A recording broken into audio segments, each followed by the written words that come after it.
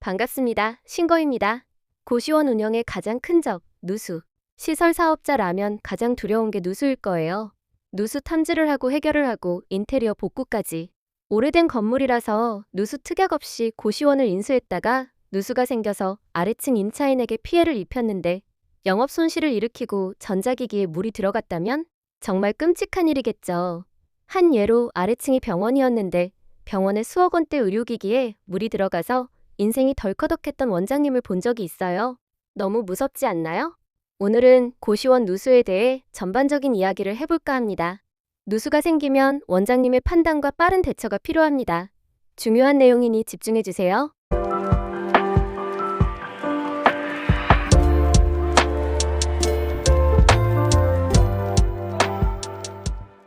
물건을 보러 가면 아래층에도 한번 가봅니다. 물건의 인수 의사가 확실하다면 아래층 사장님에게 물어보면 다양한 이야기를 들어볼 수 있어요. 누수가 맨날 어떻네? 뭐가 해결이 안 돼서 배관을 달아놨네. 인테리어 할 때 위에서 물이 새고 있어서 그때 고시원 사장님이 어떻게 했었네. 같은 말들이죠. 그런데 인수하기도 전에 가서 누수를 묻는 건 민폐이니 조심스럽게 해주세요. 누수가 있었다면 그동안의 에피소드를 권리 계약 때 조심스럽게 언급하면 누수 특약 없이 500만 원, 1000만 원 깎아주겠다 시기 협상이 될 거예요. 인수 전에 옥상을 가보면 방수층이 많이 훼손돼 있어 보이는데 전 원장은 답답하게 건물주가 해주기로 했다라는 말만 하는데 해주기로 했으면 해야지. 왜 안 하고 버티고 또 장마철을 맞이하는 걸까요? 이런 경우는 건물주가 해주는 대신 이번에 임대료가 오를 거니 오를 임대료까지 산입해서 수익률을 계산해봐야 할 거예요.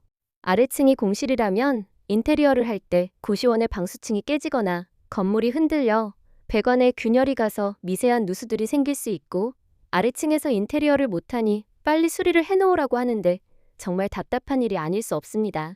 그래서 저는 아래층이 공실인데 어느 날 공사를 하길래 빨리 내려가서 지금 누수 없죠?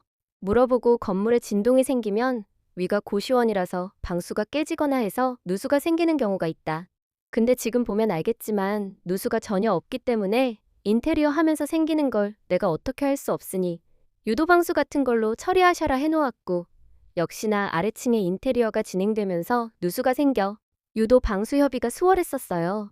자, 그럼 고시원을 운영하고 있는데 누수가 생긴 경우입니다. 첫 번째, 방에서 샤워를 하는데 방 안으로 물이 들어온다고 해요.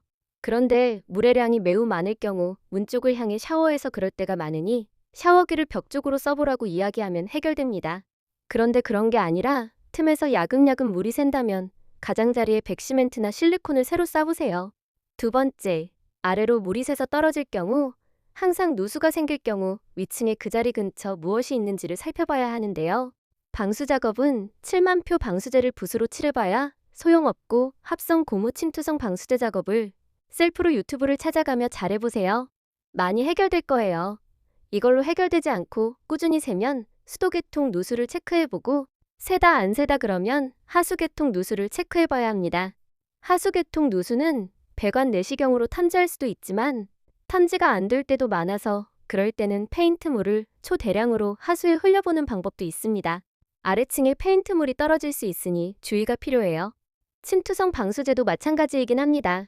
그래도 원인이 안 나오고 해결도 안 되면 결국 유도방수를 해야 합니다. 수도, 난방계통, 누수 탐지는 업자가 와야 할 거예요. 압을 꺼는 장비와 청원 장비가 필요하거든요. 에어컨 배수로가 막혀서 물이 고여 생기는 누수도 꽤 많으니 에어컨 배수구 청소도 간간히 신경 써주세요. 세 번째, 장마철 누수.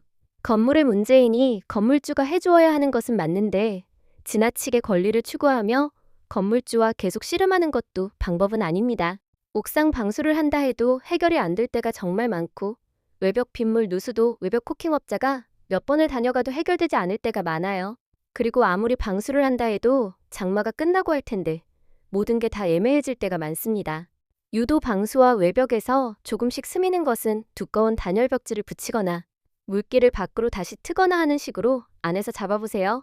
어딘가에서 물이 떨어지는데 경미하다면 그곳 천장 위에 규조토 매트를 놓는 것도 방법입니다. 누수를 잡는 것은 이렇게 응용력이 필요해요.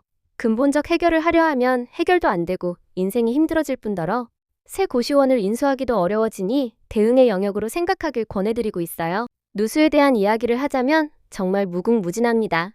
운이 좋으면 안 겪을 수도 있고, 운이 나쁘면 계속 터지는 누수만 쫓아다니다가 팔게 되죠. 고시원업은 내 건물 없이 따박따박 현금 흐름만 받는 것이 아니라 근원적으로 시설 서비스업이기 때문에 많은 문제에 봉착하게 됩니다.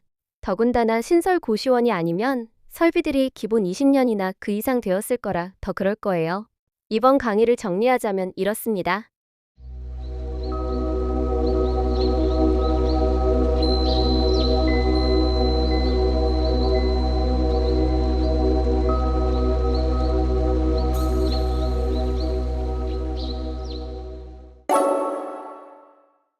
이렇게 말해도 막상 누수를 겪으면 극심한 스트레스를 받고 사고가 마비되고 급해지죠.